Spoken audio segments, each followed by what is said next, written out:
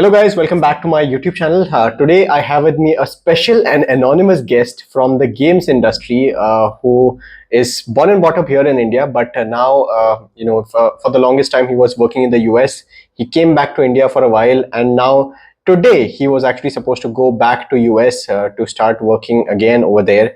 But unfortunately, with all the developments that have happened in the recent 24 to 48 or 72 hours, there are a few things that have come as a roadblock in his side of the story, and he's requested me that he stays anonymous. So we're going to honor that, and we're just trying to understand what actually is happening, and we will hear his side of the story as well on this, and what can we expect moving forward. So welcome, anonymous guest. Thanks a lot for doing this. I know it's been a tough last few hours, few days for you. So can you just walk through firstly the problem that's happening and how you're probably going to navigate this? Hi, thank you so much for having me. Firstly, Nikhil, like you said, there has been a lot of change just within the last, I would say, 24 to 48 hours, which was all super surprising. And I think the initial reaction that we had was, okay, what is exactly happening? Because everybody was super confused. And what exactly had happened was on the 19th of September, there was an announcement made by President of the United States that all the H1B workers will now be charged a fee of $100,000. And that was the only statement that was made. So in response to that, and this was going into effect starting September 21st. Now, given that time frame of 2 days, I think a lot of people started not knowing what to do, and I was one of them too. I was supposed to head back on my H1B too, but unfortunately, because of not understanding what exactly was going on, I postponed my trip just to make sure that I understood what developments were happening. So just to give a walkthrough of what happened on 19th September, the announcement was made that there's $100,000 fee every year for every H1B applicant, and now they had to show proof of that starting September 21st, 12:01 a.m. Eastern time, when they arrive in the United States. And not a lot of people had that or had an idea of what they could be done. Some people came here for vacation. Some of them were traveling to the United States for the first time. Some of them were traveling back. And because of this, nobody had the paperwork with them that needed to be proved. So a lot of people started rushing back just before the time. But in my case, the H1B only gets activated on the 21st. So there's no way I could have entered even before that time. So I was supposed to land on the 22nd for my H1B starting on October 1st. But on 21st, they brought up this new rule starting 12:01 a.m. And that's exactly what had happened initially. And that was just a reaction to that.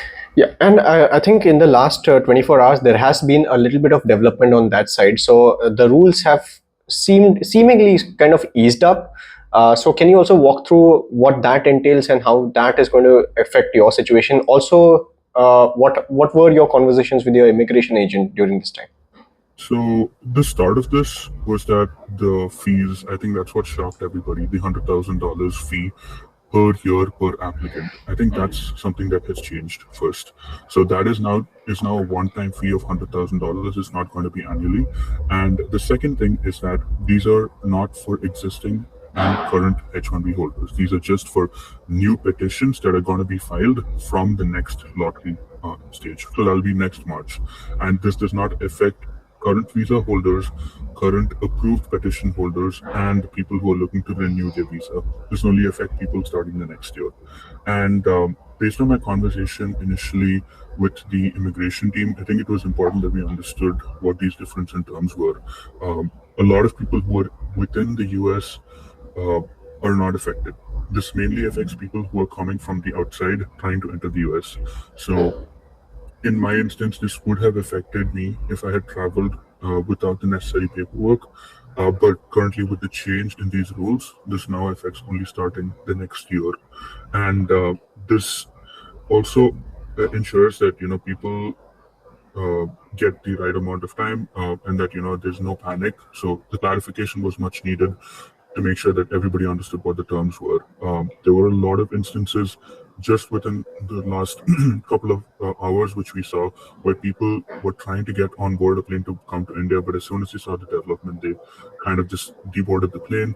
People were rushing to reach the US right before time, just to make sure that they're able to enter without having an issue.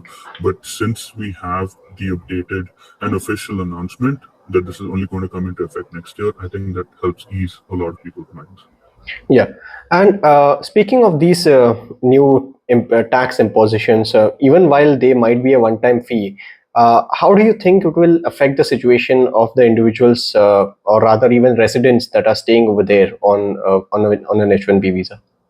I think the positive note is that it shouldn't affect people who already have an H1B or who already are Yeah. having an approved petition, who have a current visa, or who are coming for a renewal. I think the major shift will be starting next year when people are trying to hire newcomers on H1B.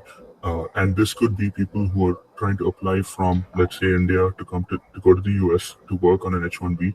I think those people will be affected with the fee of $100,000 upon entry, and some sources even say that this is $100,000 fee when you're trying to apply for the H1B. So I think that part still needs some clarity, and that will be given to us in the next couple of days. But right now, I think the effect is only for people in the future.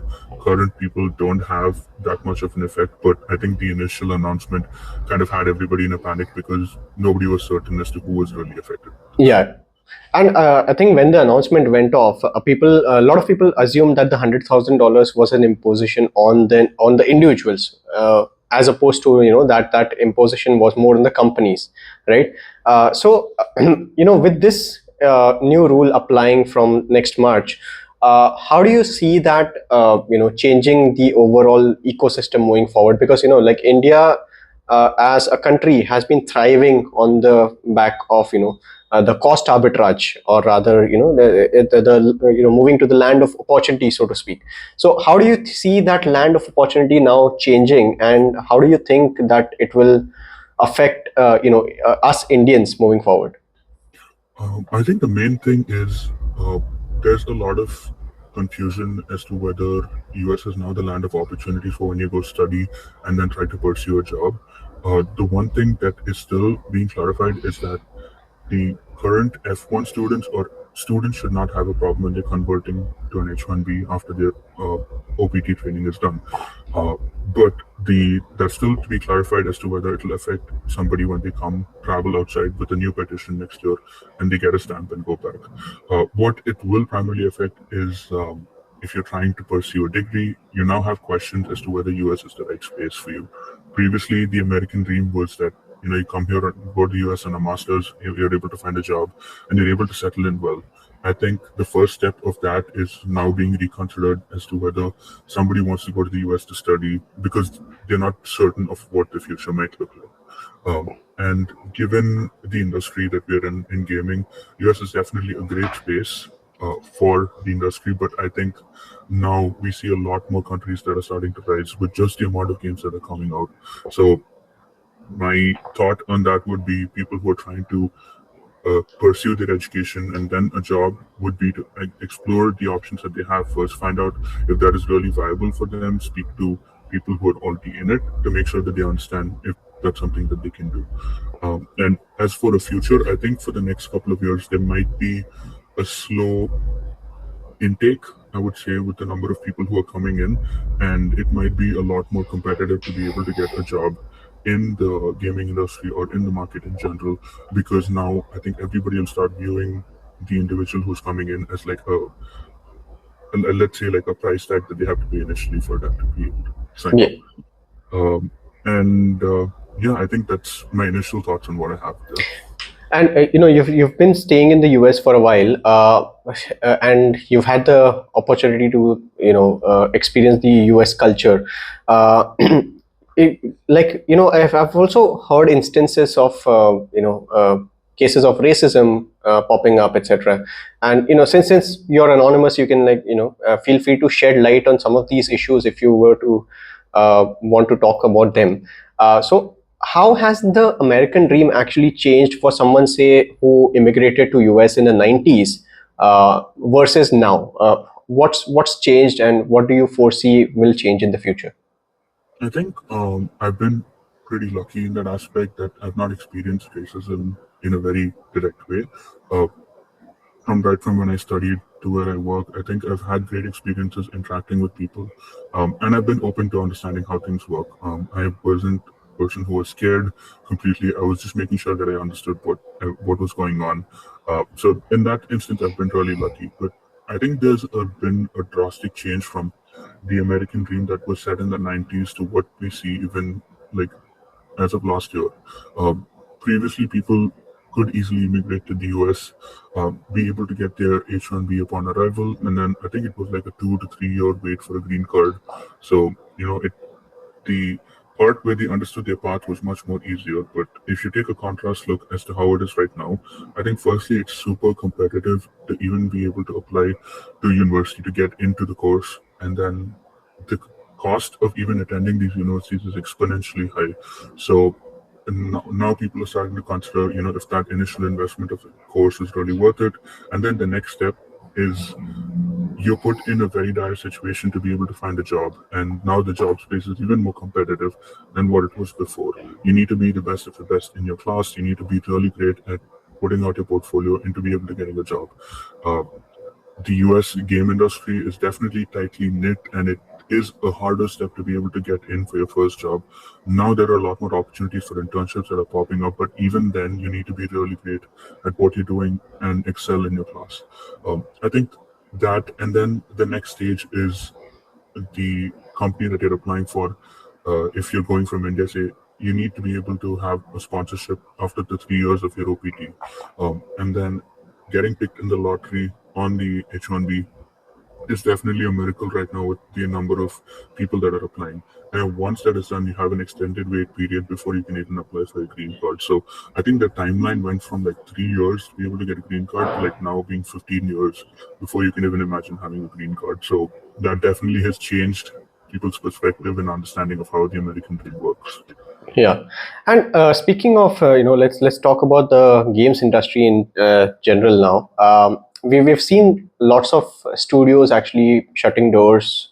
Cost of development has increased. So, do you think it is even like for someone who does not have an H1B visa right now? Do you think it's even viable for them to consider the American dream? Keeping in mind that even the biggest of names are seeing shutdowns.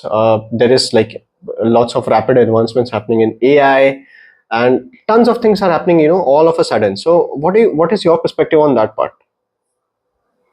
I think yes, a lot of industries are seeing a shift from what it was, let's say, like during the COVID time.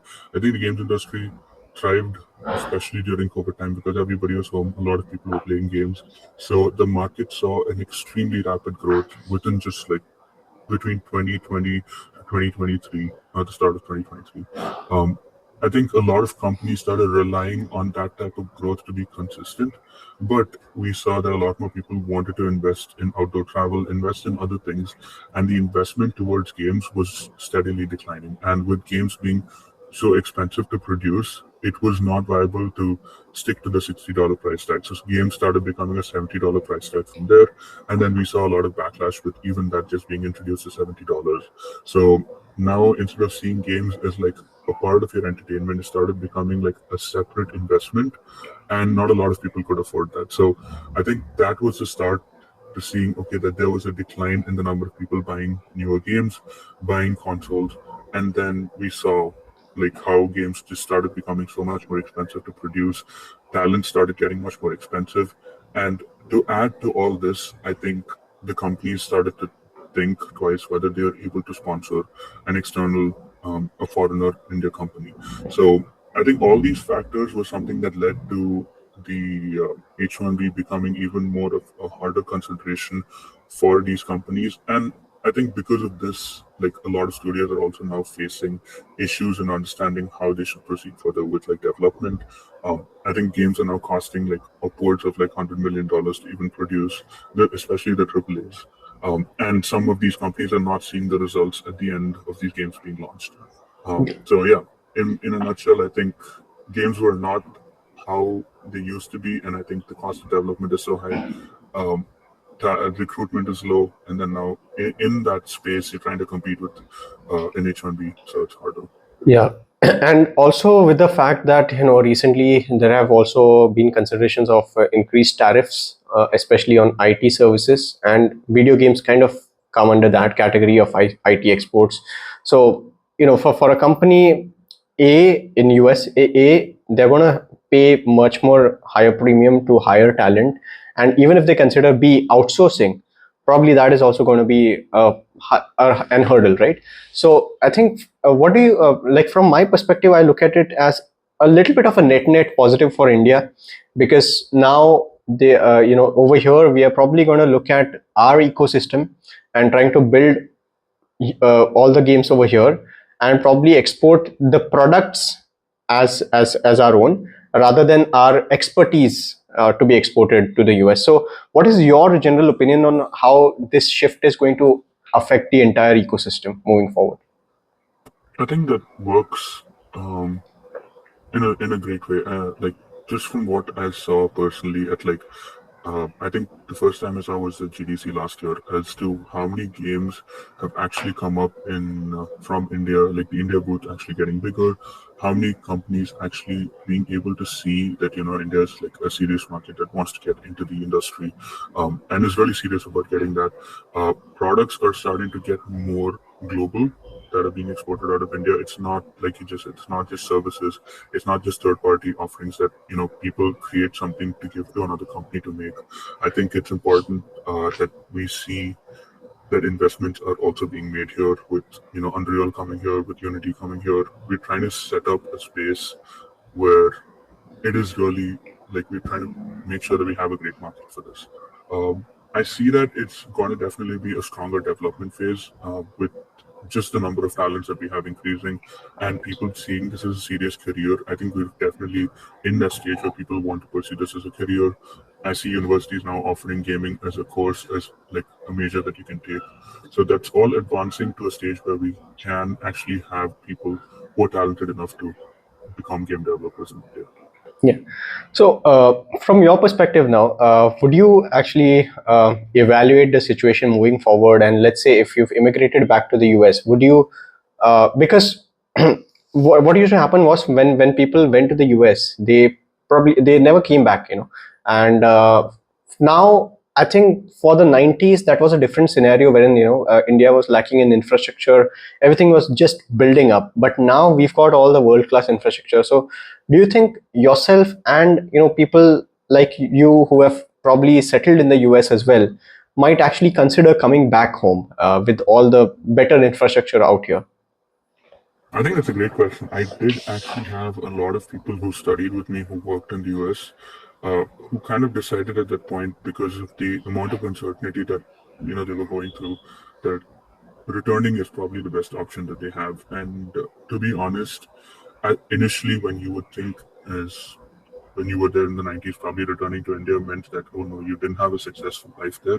But then contrast that and see to what it is right now. I think people are trying to see what exposure they can bring from what they've learned abroad to India so that they can establish something. I've seen my friends personally start studios out here to see what they can contribute to, how they can bring the quality that they've worked on before to games in India, and in general, how they can contribute to bringing in a better development system out here.